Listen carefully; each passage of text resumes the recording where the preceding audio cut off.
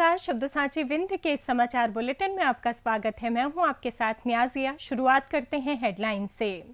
रीवा में बिरसा मुंडा जयंती पर deputy CM ने युवाओं को दिया संदेश। बिलासपुर रीवा एक्सप्रेस में सीआईएसएफ जवान के साथ चोरी। मेरा रीवा नशा मुक्त स्वच्छ सुंदर रीवा अभियान का शुभारंभ 16 नवंबर से। एसडीएमएच रीवा में नवविवाहिता गर्भवती की मौत, ससुराल पक्ष पर गंभीर आरोप। रीवा की सड़कों पर नेशनल साइकिलिस्टों ने दिखाए हैरतअंगेज स्टंट। मऊगंज में लापता युवक का बिना सिर पैर का शव मिला। रीवा इंदौर के बीच 22 दिसंबर से उड़ेगा इंडिगो का विमान। मऊगंज में पत्नी प्रेम में पड़कर बेटे ने पिता से की मारपीट। बिजली बकायादारों के लिए बड़ी राहत, 100% अधिभार माफ। एमपी की सबसे युवा सिविल जज बनी मऊगंज की मीमांसा दुबे।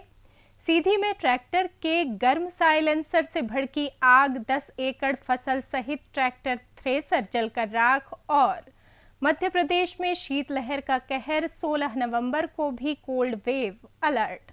जादू देखा है, हम दिखाते हैं। आप सोचिए, हम बनाते हैं। अपने घर या ऑफिस को सजाएं मनपसंद डिजाइन के कस्टमाइज वॉलपेपर्स, ब्लाइंड्स, पेंटिंग्स और लेजर कटिंग से बनी आकर्षक चीजों से। आज ही कॉल कीजिए 7611125428, क्योंकि आपकी कल्पनाओं को पंख देना भी जरूरी है। अब खबरें विस्तार से। शासकीय कन्या महाविद्यालय रीवा में भगवान बिरसा मुंडा की जयंती के अवसर पर कार्यक्रम का आयोजन किया गया। इस अवसर पर उप मुख्यमंत्री राजेंद्र शुक्ल बतौर अतिथि शामिल हुए और उन्होंने भगवान बिरसा मुंडा की तस्वीर पर पुष्प अर्पित करते हुए कार्यक्रम का शुभारंभ किया। उप मुख्यमंत्री ने अपने संबोधन में भगवान बिरसा मुंडा के बलिदान को याद करते हुए युवाओं से आंतरिक और सामाजिक विकृतियों के खिलाफ लड़ने का आह्वान किया। उन्होंने कहा कि आज़ादी की लड़ाई के लिए मैदान में उतरने की जरूरत नहीं है, लेकिन हमें विकृतियों जैसे नशाखोरी और मानवीय अवगुणों के खिलाफ लड़ना होगा। उन्होंने कहा कि हमें बहुत जल्दी गुस्सा आ जाता है, बहुत जल्दी हम ईर्ष्या करने लगते हैं और लोगों का नुकसान करने के लिए चल पड़ते हैं। हमें इसे समाप्त कर मानवीय गुणों को विकसित करना होगा। उप मुख्यमंत्री ने भगवान बिरसा मुंडा जयंती के अवसर पर हाउसिंग बोर्ड कॉलोनी में आवंटित 1 एकड़ जमीन पर बनने वाले कोल भवन का भी उद्घाटन किया। इसे उठो जागो और चलो, जब तक लक्ष्य की प्राप्ति हो जाए तब तक। वो भी बहुत कम उम्र में, 32-33 साल की उम्र में स्वामी विवेकानंद जी चले गए, 39 की उम्र में चले गए। और भगवान बिरसा मुंडा 25 साल में। तो क्या कभी हमने उनके जीवन चरित्र को पढ़ा है कि ऐसा कौन सा काम करके गए कि आज हम उनको याद कर रहे हैं? ये सब लोगों को आपने निबंध प्रतियोगिता कराई, बच्चों के बीच में निबंध प्रतियोगिता इसी विषय पे ना। इसका मतलब यह है कि आप लोगों ने उनके पूरे जीवन परिचय को पढ़ा होगा। आदिवासी समाज में उस समय अंग्रेज लंबे समय तक भारत को गुलाम रखने के लिए हिंदुओं को ईसाई बनाने का अभियान चलाते हैं। भगवान बिरसा मुंडा को भी ईसाई बना दिया, लेकिन उसके बाद उनको समझ में आया, उन्होंने अपने धर्म को प्रचार प्रसार शुरू किया। जो ईसाई बने थे उनको वापस लाए और आदिवासियों ने देश को स्वतंत्र कराने के लिए सबसे महत्वपूर्ण भूमिका निभाने में अपना उनका योगदान उन्होंने किया। तो ऐसे व्यक्ति। बिलासपुर रीवा एक्सप्रेस के कोच S5 में सीट नंबर 24-25 पर यात्रा कर रहे सीआईएसएफ जवान AN मिश्रा और उनकी पत्नी लीला मिश्रा का लेडीज पर्स शुक्रवार देर रात अमदरा स्टेशन के पास चोरी हो गया, जिसमें सोने का मंगलसूत्र, सोने की अंगूठी, चांदी की पायल, 3 ATM कार्ड, पहचान पत्र और 2500 रुपये नकद सहित कुल 1.5 लाख रुपए की कीमत के गहने और दस्तावेज थे। दंपति बिलासपुर से रीवा छुट्टी पर पैतृक गांव अमाव जा रहे थे और रात करीब 3 बजे नींद खुलने पर पर्स गायब मिला, जिसके बाद सतना स्टेशन पहुंचकर उन्होंने जीआरपी थाने में शिकायत दर्ज कराई।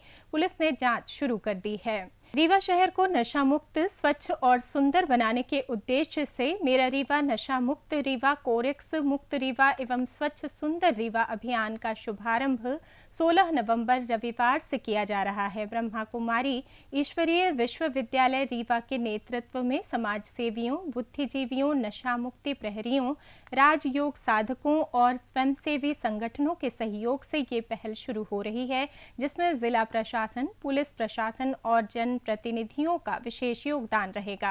प्रथम चरण में रानी तालाब मंदिर प्रांगण में वार्ड नंबर 29 व 30 के संयुक्त सहयोग से सुबह 9:30 से 11 बजे तक नशा मुक्ति एवं स्वच्छ भारत कार्यशाला का आयोजन होगा। शहर के 45 वार्डों में जन जागरूकता संकल्प, नशा मुक्ति, स्वच्छता और अपराध मुक्त रीवा के लिए जागरूकता यात्रा निकाली जाएगी तथा प्रत्येक वार्ड से 1 से 3 प्रतिनिधि व्यवस्था संभालेंगे।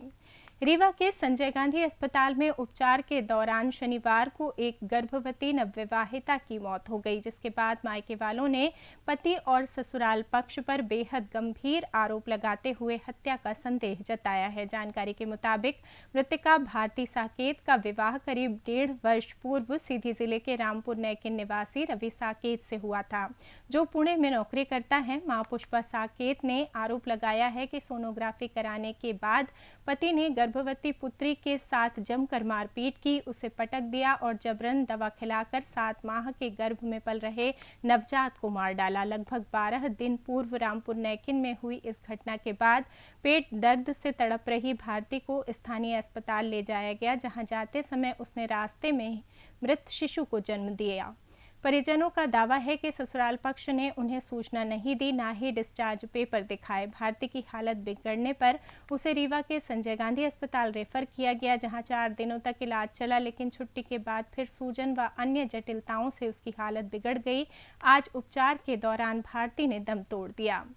शनिवार को रीवा की सड़कों पर साइकिलिंग के नेशनल खिलाड़ियों ने अपने हैरतअंगेज स्टंट से लोगों का ध्यान खींचा। एक पहिए पर साइकिल चलाते हुए शहर की मुख्य सड़कों पर नजर आए ये खिलाड़ी रेसिंग के अनोखे अंदाज में दिखे। दरअसल रीवा में रविवार को आयोजित हो रही साइकिल रेस में भाग लेने के लिए वे यहां पहुंचे हैं। 3 बार के नेशनल खिलाड़ी भोपाल के अमोक सहाय और शैलेश से बातचीत में उन्होंने साइकिलिंग की विधा और इससे जुड़ी समस्याओं पर चर्चा की। उन्होंने बताया कि साइकिलिंग एक उत्कृष्ट खेल है, जिसमें ब्रेक और बैलेंस का उपयोग कर साइकिल को कई तरह से चलाया जा सकता है। उनका कहना था कि यदि शासन स्तर से इस खेल को प्रोत्साहन मिले तो खिलाड़ी और बेहतर प्रदर्शन कर सकते हैं। साइकिलिंग न केवल सेहत के लिए लाभकारी है, बल्कि पर्यावरण संरक्षण और ईंधन बचत में भी सहायक है। ये यहाँ कंपटीशन है, इसलिए हम लोग यहाँ आए हैं। एनवी साइक्लोथॉन करके कंपटीशन हो रहा है, जो दूसरी बार अपने रीवा में हो रहा है। क्योंकि एक तो हम लोग को इसमें मज़ा भी आता है और दूसरा हम ये सोचते हैं कि लोग हमसे इन्फ्लुएंस हों और जो ये गाड़ियाँ हैं ये थोड़ी कम चलें और मतलब जितना इन्वायरमेंट जो भी डैमेज हो रहा है वो डैमेज ना हो। मऊगंज जिले के पन्नी गांव स्थित ककराहा तालाब में लापता युवक विकास साकेत का शव बरामद होने से सनसनी फैल गई। शव से सिर और दोनों पैरों के पंजे गायब होने के कारण परिजनों का आक्रोश भड़क उठा है और उन्होंने शव का अंतिम संस्कार करने से इनकार कर दिया। परिजन मृतक का सिर बरामद करने और हत्यारों को गिरफ्तार कर उनके घर को बुलडोजर से गिराए जाने की मांग पर अड़ गए। बता दें कि विकास साकेत 15 अक्टूबर से लापता था और 30 दिन बाद उसका शव तालाब में मिला। शव मिलने पर पुलिस ने उसे पोस्टमार्टम के लिए सिविल अस्पताल मऊगंज भेजा, लेकिन शनिवार को परिजनों ने शव लेने से इनकार कर दिया। अस्पताल परिसर में भारी भीड़ जमा हो गई और परिजन अपनी मांगों पर अड़े रहे। मौके पर पुलिस व प्रशासनिक अधिकारी समझाइश में जुटे रहे, लेकिन परिजन सिर की बरामदगी और आरोपी की गिरफ्तारी तक पीछे हटने को तैयार नहीं हुए। रीवा से दिल्ली के बाद अब 22 दिसंबर से इंडिगो की फ्लाइट रीवा इंदौर रूट पर शुरू हो रही है। इंडिगो सेल्स एसोसिएट उत्तम अग्रवाल ने बताया कि फ्लाइट इंदौर से सुबह 11:30 बजे उड़ान भरेगी और दोपहर 1:15 बजे रीवा पहुंचेगी। वापसी में फ्लाइट रीवा से दोपहर 1:35 में रवाना होकर शाम 3:25 पर इंदौर में लैंड करेगी। 72 सीटर ATR विमान से संचालित ये सेवा रीवा सतना सीधी सिंगरौली मैहर मऊगंज साहिबगंज, पन्ना सहित आसपास के क्षेत्रों के यात्रियों को कम समय में इंदौर पहुंचने की सुविधा देगी। उप मुख्यमंत्री राजेंद्र शुक्ल के विशेष प्रयासों से ये उड़ान सेवा शुरू हो रही है, जिससे विंध्य की कनेक्टिविटी में और मजबूती आएगी। मोगंज जिले के हनुमना थाना क्षेत्र के ग्राम नाउन खुर्द में मानवता को शर्मसार करने वाली घटना सामने आई है। यहाँ 62 वर्षीय वृद्ध पिता छोटेलाल सिंह पर उनके छोटे बेटे महेंद्र कुमार ने पत्नी के उकसावे पर लाठी डंडों से जानलेवा हमला कर दिया। जानकारी के मुताबिक बहू के साथ आंगन में कचरा फेंकने के विवाद में भड़के महेंद्र ने पिता पर ताबड़तोड़ वार कर दिया। घायल पिता ने लाठी के सहारे हनुमना थाने पहुंचकर रिपोर्ट दर्ज कराई। उन्होंने बताया कि पत्नी ने फोन पर बेटे को उकसाया और कहा, इसे मार डालो, मुझे परेशान करता है। हमले में पिता के सिर, जांघ और कमर पर गंभीर चोटें आईं। पुलिस ने मुकदमा दर्ज कर हनुमना सामुदायिक स्वास्थ्य केंद्र में उपचार के लिए भेजा है। मध्य प्रदेश पूर्व क्षेत्र विद्युत वितरण कंपनी ने बकाया बिलों से जूझ रहे उपभोक्ताओं के लिए समाधान योजना शुरू की है।